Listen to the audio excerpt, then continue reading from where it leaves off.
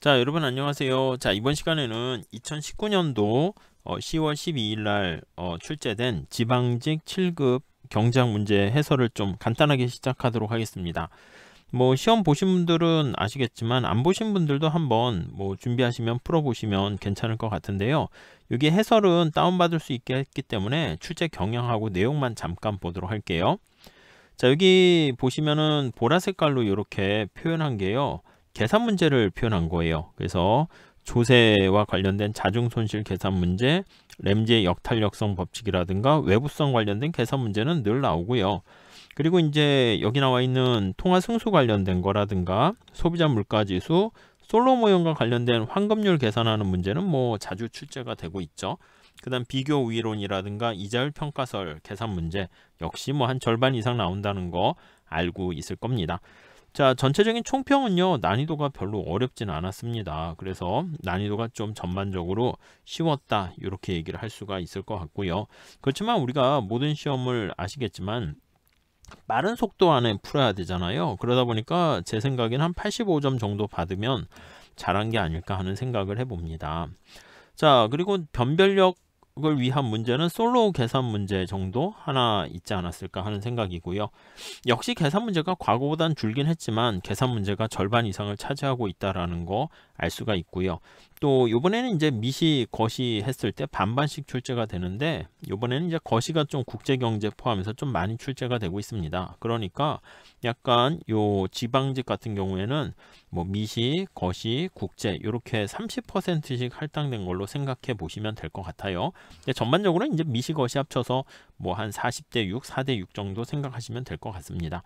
자, 공부는 대책을 어떻게 해야 되겠습니까? 라고 하면은 네, 당연한 얘기인데 기본기를 탄탄하게 해야 됩니다. 그래서 답만 구하는 게 아니라 전체적인 큰 흐름을 가져가신 다음에 객관식 문제를 많이 풀어보는 게 하나의 방법일 것 같고요. 계산 문제가 여전히 많이 출제되니까 빠르게 계산 문제를 좀 이렇게 비중을 늘려가지고 접근해 보시는 게 나을 것 같습니다. 자, 뭐 문제 길이는 자꾸자꾸 길어지고 있어요. 난이도도 약간 올라가는 추세에 있다라고 보셔야 될 것 같습니다. 그러니까 문제를 딱 보신 다음에 단답형이 아니라 이게 어떤 문제 스타일인가? 그걸 딱 보신 다음에 빠르게 풀 수 있는 그런 눈을 키우셔야 될 것 같습니다. 자, 구체적으로 간단하게 문제를 보도록 하겠습니다. 자, 1번 문제 볼게요. 자, 어떤 상품의 수요 곡선과 공급 곡선이 직선이고요. 그리고 단위당 5,000원의 세금이 부과됐대요. 근데 세금 부과한 결과 균형 거래량이 200에서 100으로 감소됐고 소비자 잉여는 이만큼 감소되었고 생산자 잉여는 이만큼 감소되었대요. 야, 이랬을 때 세금 부과에 따른 자중 손실은 얼마가 되겠습니까? 요거를 푸는 문제가 되겠습니다.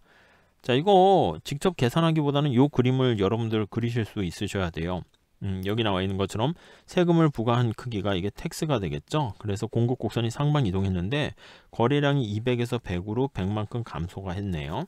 그때 여기 보시면 소비자 잉여는 어떻게 구합니까? 소비자 잉여는 그렇죠. 소비자 잉여는 요게 바로 소비자 잉여가 될 거예요. 소비자 잉여가 감소하는 크기일 거예요. 그래서 우리가 빗금을 치면 이렇게 되겠죠. 이 크기를 알려줬고요. 다음 생산자 잉여는 얼마나 감소했습니까? 예, 그렇죠. 생산자 잉여가 여기서부터 이만큼 감소했다라는 것을 알 수가 있을 거예요. 이만큼이 감소했어요.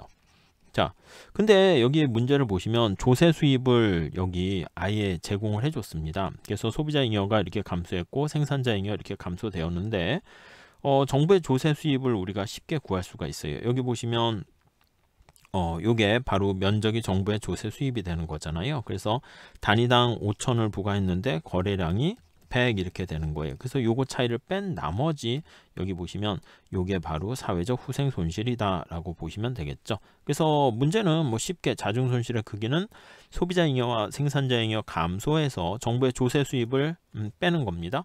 그럼 쉽게 25만 이렇게 된다는 거 알 수가 있습니다. 어려운 문제는 아니었고요. 다음 2번 문제 좀 볼게요. 자, 정부는 여기 보시면은 적자 재정을 줄이기 위해서 텍스를 인상했습니다. 근데 중앙은행은 기존의 통화량을 변함없이 유지했습니다. 그러니까 텍스를 인상하니까 IS가 좌측으로 간다라는 거 알 수가 있고요. LM은 그냥 가만히 있겠죠. 그냥 고정 이렇게 되어 있습니다.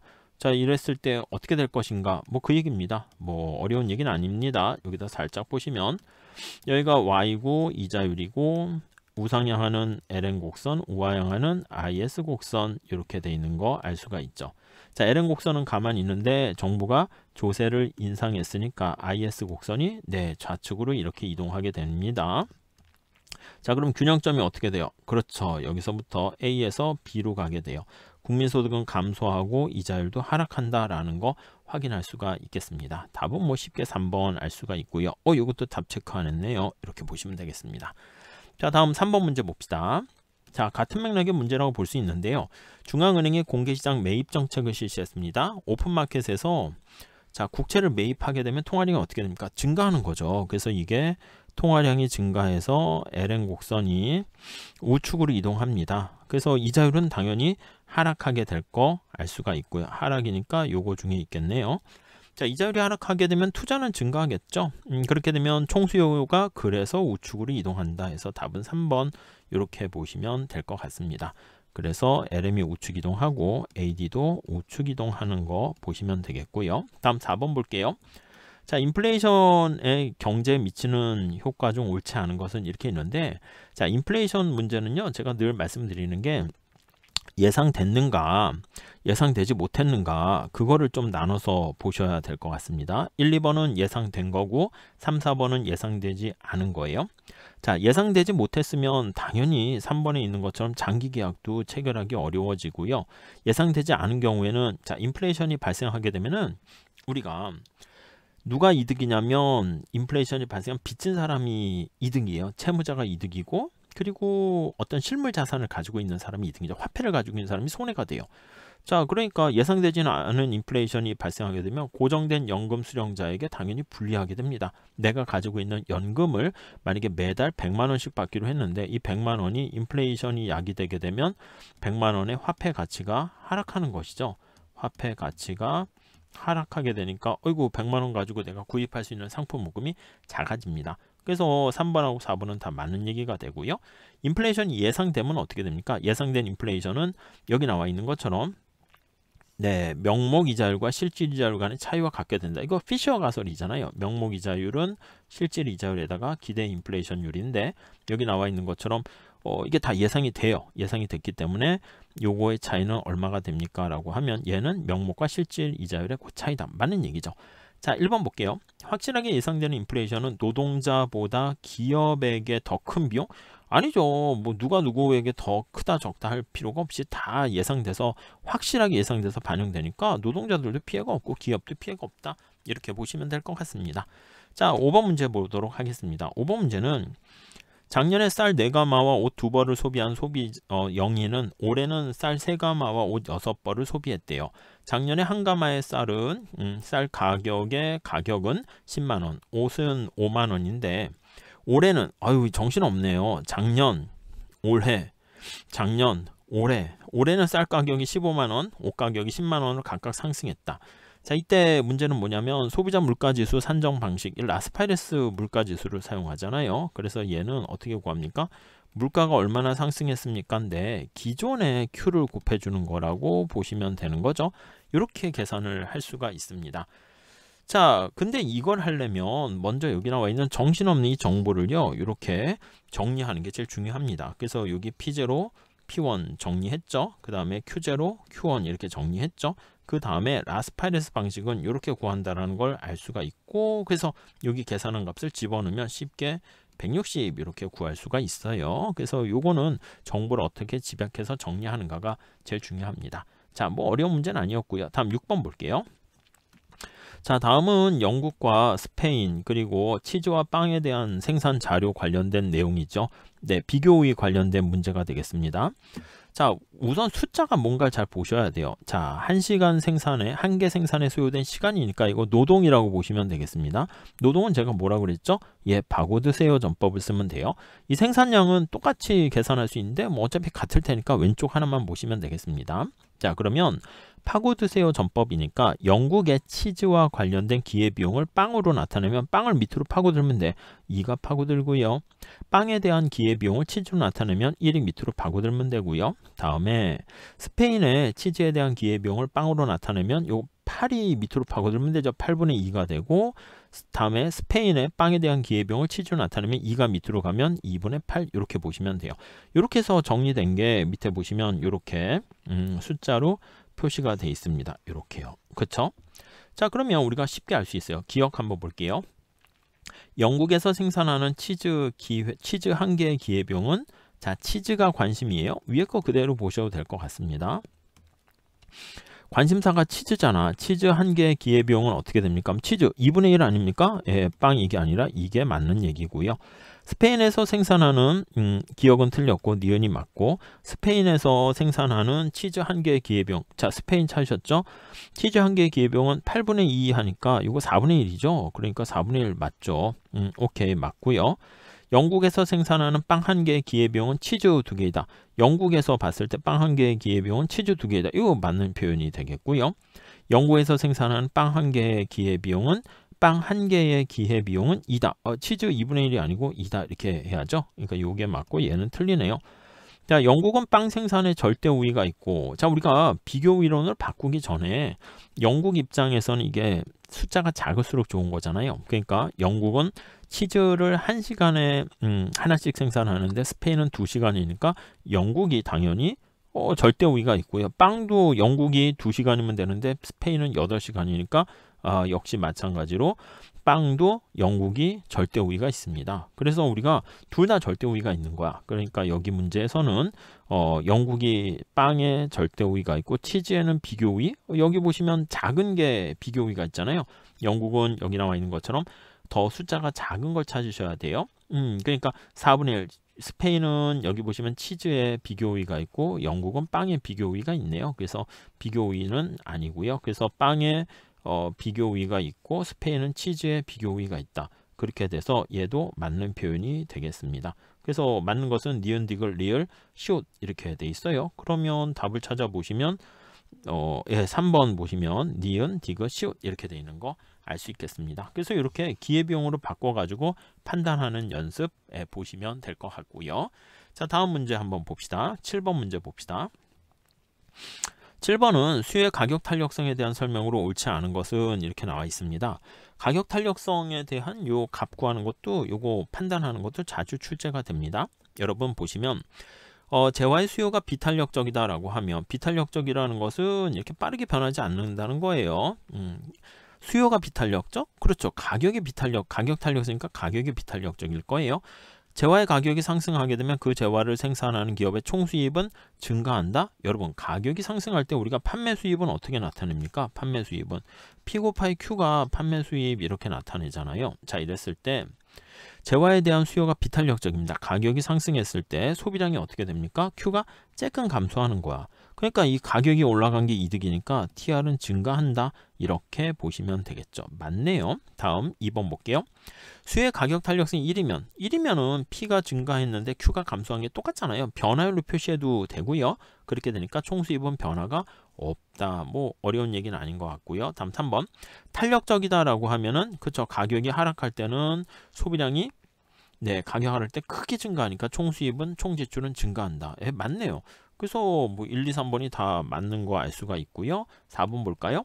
수요 곡선이 우행하는 직선이면 수의 가격 탄력성은 임의의 모든 점에서 동일하다. 아니요. 우행하는 직선일 때 탄력성은 어떻게 되죠? 동일한 게 아니라 다르다라는 거 알 수가 있죠. 탄력성은 위치뿐만 아니라 기울기도 영향을 미치잖아요. 그래서 여기 이렇게 한번 볼게요. 여기가 Q고 여기가 P 이렇게 있습니다.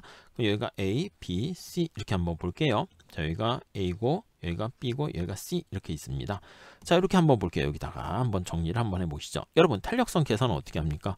수요의 가격 탄력성은 아시겠지만 델타 PX분의 델타 QX, 이게 이제 XJ라고 하시죠. 자, 그러면 QX분의 PX 이렇게 돼요.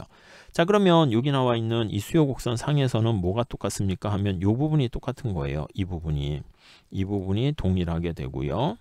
자, 차이가 나는 건 뭡니까 하면 위치가 다른 건데 A에서 B에서 C로 갈수록 뭐가 어떻게 됩니까? 네, 이쪽으로 올라가면 올라갈수록 가격은 올라가고 Q는 감소하잖아요. PX는 올라가고 QX는 감소하는 거 알 수가 있습니다. 자, 그러면 얘가 여기에 영향을 미치잖아요. 이렇게 되는 걸 여기 반영을 해볼게요. PX는 올라가고 QX는 감소하니까 탄력성 어떻게 된다? 올라간다라는 거, 커진다는 거 알 수가 있겠죠. 그래서 C에 가까운 게 가만히 보시면 어떻게 사치제에 가까워요? 필수제에 가까워요? 가격은 높고 거래량이 작죠. 예, 그렇죠. 사치제에 가깝다라는 거, 가까워라는 거 알 수가 있고, A와 관련된 거는 그렇죠. A는 거래량도 많고 P는 작잖아요. 약간 필수제에 가까운 걸 알 수가 있습니다. 필수제에 가까워. 예, 그래서 우리 직관하고 잘 부합하는 거 확인할 수가 있겠습니다. 다음 8번 문제 보도록 할게요. 자, 8번 문제는 실업에 대한 설명으로 옳지 않은 것은, 자, 실업보험제도가 강화된다라고 하면 어떻게 됩니까? 아, 그렇죠. 내가 실업 상태에 있을 때도 정부의 보조 혜택이 많아지기 때문에 좀 더 나한테 맞는 직장을 찾아 나설 가능성이 굉장히 많습니다. 그럼 자연실업률은 높아지게 되죠. 1번이네 뭐. 그냥 끝. 예, 뭐 더 볼 거 없습니다. 뭐 2, 3, 4번은 그냥 한번 봐보세요. 조금만 애매할 수는 있긴 한데 여기 보시면 구조적 실업의 주 원인 할 때는 뭐 이런 것들 뭐 가격 임금의 경직성을 나타내는 거, 임금의 경직성이면 또 임금 경직성은 최저임금 그리고 노동조합 효율임금 때문에 발생한다. 뭐 그런 무난한 거고, 구직 활동을 포기하는 사람은 어떻게 됩니까? 실망 노동자를 얘기하는 건데 그럼 실업률이 낮아지는 거죠. 공식적 실업률이 낮아진다라는 거 알 수 있어요. 왜요? 네, 왜냐하면 여기 나와 있는 구직 활동을 포기하는 사람들, 이 사람들은 비경활 인구에 포함되기 때문에 그렇습니다. 그래서 비경활 인구에 포함되기 때문에 그래서 예, 공식적인 실업률을 떨어뜨리게 된다라는 거. 이거 되게 유명한 말이니까 참고로 보시면 될 것 같습니다. 다음 9번 볼게요. 자, 유동성 함정에 처한 경우, 이 굉장히 경기가 침체되어 있는 거 느낌 찾으셔야 됩니다. 그래서 통화신용 정책에 대한 설명입니다. 이때는 우리 ISLM으로 하면 어떻게 됩니까? 유동성 함정인 경우엔 아, 그렇죠. 이 경우에는 유동성 함정은 LM 곡선이 수평에 가까운 상황이에요. 자, 그래서 우리가 ISLM 곡선을 가지고 이제 문제를 좀 설명한다라고 하면은, 자, 이쪽에다 그릴게요. 공간 좀 넓게. 자, 그러면 여기가 y가 되고 이자율인데 LM 곡선이 이렇게 쭉 수평으로 되어 있는 그런 상태예요. 뭐 IS는 그냥 우화형하는 걸로 생각하시면 될 것 같아요. 자, 그러면 통화량을 증가시키게 되면 LM 곡선이 쭉 해서 옆으로 이동을 하게 되는데 LM1으로, 자, 이때는 통화량 얘는 변함이 없어요. 그래서 국민소득은 여전히 그대로 가만히 있게 되는 경우를 얘기합니다. 자, 근데 통화량을 증가시키는 것은 아무 효과가 없다라는 것이죠. 그래서 화폐 공급을 증가시키는 것은 LM이 우측 이동해가지고, 아이고, 그렇지만 국민소득은 변함이 없어요. 그래서 무력하다라는 것을 알 수 있습니다. 근데 왜 이 일을 정부가 계속할까요? 정부가 중앙은행의 통화량을 계속 증가시키게 되면 기대 인플레이션이 증가하게 되는 효과를 보이게 됩니다. 그래서 여러분, 우리 기대 인플레이션이 변하게 되는 거는 사람들이 인플레가 지금 엄청나게 낮은 유동성 함정 경기 침체 상황이라고 보시면 돼. 근데 기대 인플레이션율을 높이는 효과를 가져오게 되는데, 그런 기대 인플레이션을 높이는 효과를 가져오게 되면, 자, 실질 이자율을 떨어뜨리는 효과를 가져와요. 우리가 앞에서 본 피셔 가설 다시 한번 볼게요. 명목 이자율은 실질 이자율에다가 기대 물가 상승률인데, 명목 이자율이 고정돼 있어요. 근데 기대 인플레이션이 높아지게 되면 여기 나오는 실질 이자율이 하락하는 그런 예상 실질 이자율이 되는 거예요. 하락하게 되는 걸 알 수 있습니다.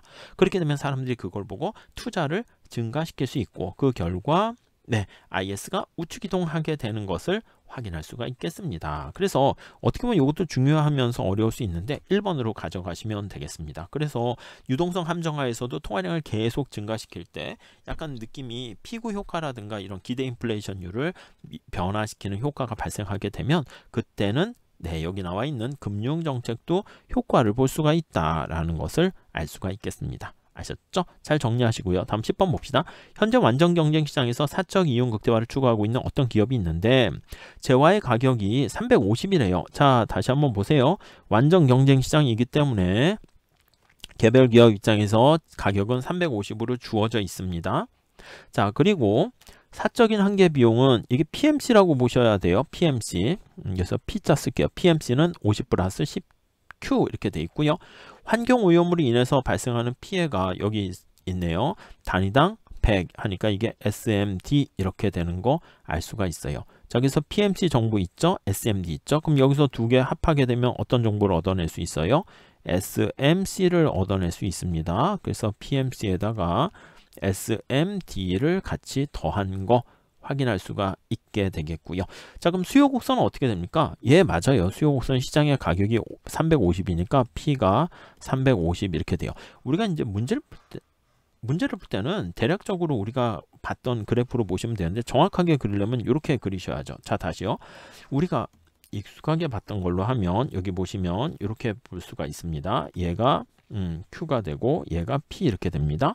자, 우리 기본적인 그림은 어떻게 그렸습니까? 그렇죠. 얘가 우상향 하는 게 얘가 PMC 나타내고 SMC, 그 다음에 SMD 이렇게 나타내고 수요 곡선 우하향 이렇게 나타낸다고요. 이해되세요? 자, 얘가 바로 SMD고요. PMC고요. PMC는 어떻게 돼요? 50 플러스 10Q. SMD는 어떻게 됩니까? 100 이렇게요. 그 다음에 우리한테 필요한 건 SMC예요. 요거 두 개 더하면 되니까 150 플러스 10Q 이렇게 보시면 되겠죠. 자, 여기 나와 있는 SMC 얘랑 그 다음에 요 수요 곡선 요거를 같게 놓고 보시면 돼요. 이 수요 곡선 얼마죠? P는 350. 그래서 사회적인 최적은 여기가 되는 거예요. 점점점점점. 자, 그럼 사회적 최적은 뭐와 뭐를 구한다? 요거요. SMC와 요 P가 같아지는 걸 찾아서 구하시면 돼요. 이렇게 구하시면 되겠습니다.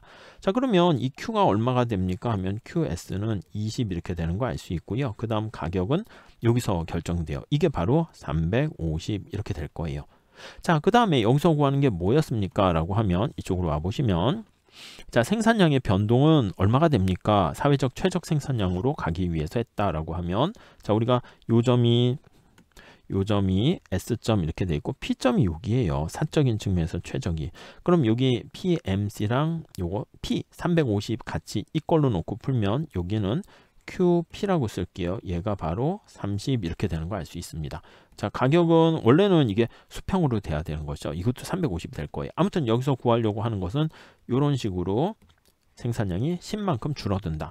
자, 요걸로 한번 풀어보세요. 그리고 정확하게 그림을 그리게 되면 여기 나와 있는 것처럼 네, 가격 P가 이렇게 수평이고 SMD가 수평 이렇게 되니까 가격은 원래 똑같은 거죠. 그래서 요 점과 요 점 균형점 이렇게 잘 그려놨습니다. 생산량이 이렇게 30에서 20으로 하락했기 때문에 여기서 이제 생산량이 얼마나 감소했습니까? 라고 하면 10단이 감소했다라고 해서 이렇게 1번 이렇게 하시면 될 것 같습니다. 아셨죠? 자, 우선 여기 1번부터 10번까지 말씀드렸고요. 11번부터 20번은 다음 시간에 또 강의를 하도록 하겠습니다. 감사합니다.